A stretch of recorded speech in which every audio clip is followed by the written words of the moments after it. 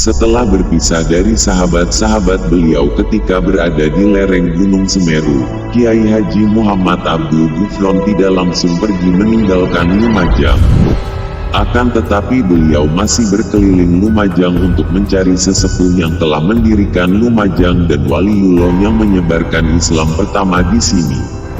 Selain mencari keberadaan sesepuh Lumajang, Kiai Haji Muhammad Abdul Ghufron yang dalam dirinya masih mengalir keturunan darah biru, juga menelusuri jejak sejarah kerajaan-kerajaan serta situs-situs yang telah dimiliki oleh Lumajang.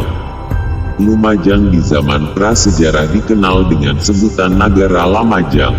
Nama ini tertulis dalam prasasti Mula Malurung yang dibuat oleh Raja Singosari atau Tumapel. Seminingrat atau Wisnuwardana ditemukan di Kediri pada tahun 1975, dan dalam prasasti itu bertuliskan angka tahun 1177 atau 1255 Masehi. Di prasasti itu disebutkan Seminingrat mengutus anaknya Nararia Kirana sebagai juru pelindung negara Lamajang.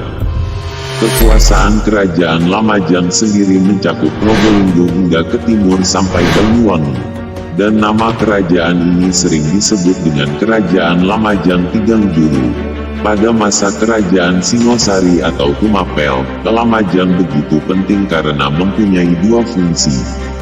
Pertama sebagai penghasil pertanian yang makmur, kedua sebagai pusat pertahanan dalam menghadapi wilayah timur kerajaan. Selama di daerah Lumajang, beliau juga mencari makam waliullah yang telah berjasa mensiarkan agama Islam di sana.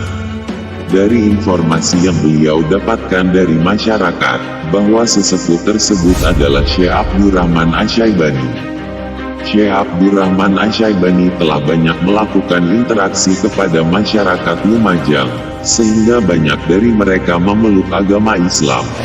Kedekatan Syekh Abdurrahman Asyaibani dengan Raden Arya Wiraraja membuatnya menjadi penasihat penguasa Lamajang. Bahkan makam Arya Wiraraja dan sejumlah senopati kerajaan Lamajang berdekatan dengan makam Syekh Abdurrahman Asyaibani. Sehingga konon sebagian warga di sekitar makam Arya Wiraraja meyakini jika mantan Adipati Sumenep ini telah memeluk agama Islam di akhir hayatnya dengan bimbingan langsung dari Syekh Abdurrahman Asyaibani. Nama Syekh Abdurrahman Asyaibani memang kurang dikenal oleh masyarakat awam, namun ulama besar ini ternyata merupakan salah satu penyebar agama Islam pertama di tanah Jawa, khususnya di Lumajang. Dan ternyata, kerajaan Lamajang Tigang Juru merupakan kerajaan Islam pertama di Pulau Jawa. Islam masuk ke kerajaan Lamajang pada tahun 1250 Masehi. Sedangkan kerajaan Demak yang berbasis kerajaan Islam, berdiri pada tahun 1475 Masehi.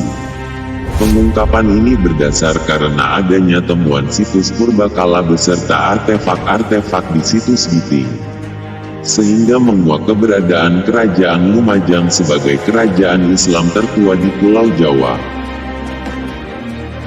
Setelah Kiai Haji Muhammad Abdul Ghufron mendapatkan informasi tentang keberadaan makam Syekh Abdurrahman Asyaibani, kemudian beliau pun berziarah serta bertirakat di sini selama beberapa hari lamanya. Setelah sekian lama Kiai Haji Muhammad Abdul Ghufron bermusafir di Lumajang, akhirnya beliau mendapatkan banyak teman. Untuk menutupi identitasnya sebagai musyafir, beliau bergaul dengan mengikuti kebiasaan teman-temannya, seperti bekerja mensablon, mojek motor, mengamen, hingga membuat komunitas sebagai tukang becak. Di sana beliau dipanggil dengan sebutan Bang Yus. Saking akrabnya beliau dengan masyarakat di sana, hingga beliau dijadikan anak angkat oleh salah satu keluarga di daerah Tempur Sari dan daerah Mbuyeng.